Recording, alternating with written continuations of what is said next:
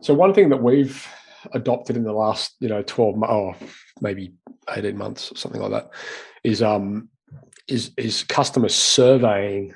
So, Yep. we run CSAT, which is customer satisfaction survey, and then we also run another survey, which is NPS, which is Net Promoter Score. But essentially, the and you guys would have all experienced these when you go and buy something or other, and you get like the smiley face, straight face, sad face sort of situation, right? But anyway, the point behind it is to try, to figure out where some of those weak points are, so you can improve it.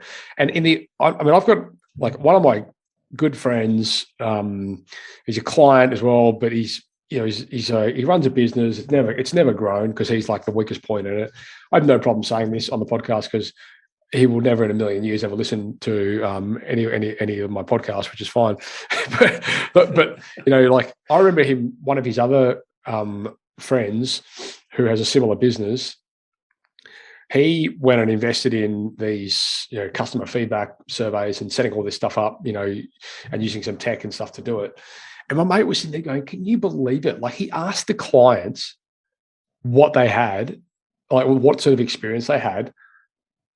And I'm like, "Carry on." And he goes, "Oh, what if they tell you bad stuff? Why would you want to hear that?" And I'm like, "What?"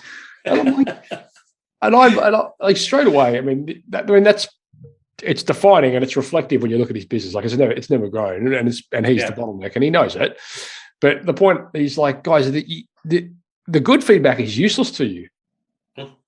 Like I couldn't care less about the positive feedbacks that we get from clients. I love it. Don't get me wrong. And when we do get it, we go and get them turned into testimonials and reviews and stuff, which we can use in our marketing, which is fantastic. But like, if you want to improve an area of your business, just like Dave said, like, give it to me straight. Like, I want to know which part of this process sucks so I can make it better. And you're not going to get that through people telling you how good you are. Not at all.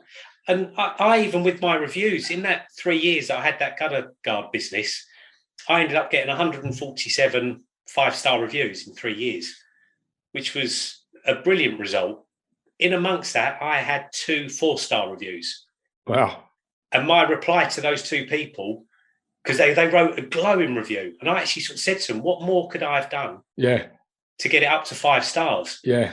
Because it does a couple of things. It's showing how much you care, that you're not accepting. You don't think 4's good. Yeah. And so that if anyone's reading stars, they don't read the highest, they read the lowest first. It's funny you say that. They can look at the 2 4s and go, geez, he's not happy with a 4. He's got high standards. You're only going to win. And it's true. And so we've got, like, again, with one of our customer satisfaction survey things, like when we finish a job, we send them this thing and it puts them through this amazing, like, technology journey where they basically we ask them questions, they can answer it via video, they can answer it via message. It's brilliant. It's an amazing bit of tech. And like, a couple of the questions, or one of them in particular is, how likely are you to refer us to, one of your friends or whatever, which is a standard Net Promoter Score sort of question.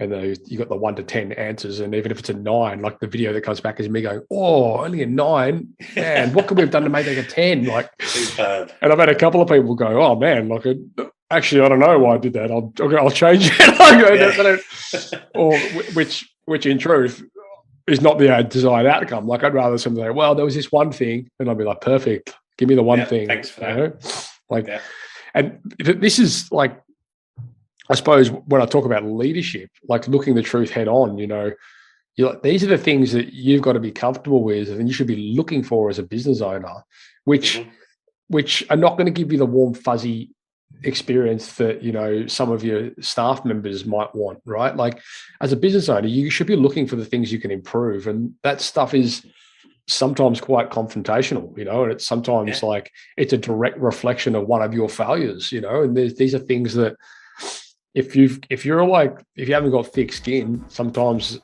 it can pierce it, Folks, to get notified of our upcoming videos, smash that subscribe button, ring the notification bell, and please, if you've got any experience with these, we'd love to hear your feedback in the comments, and we'd also love you to share this video with someone who you think will get value out of it.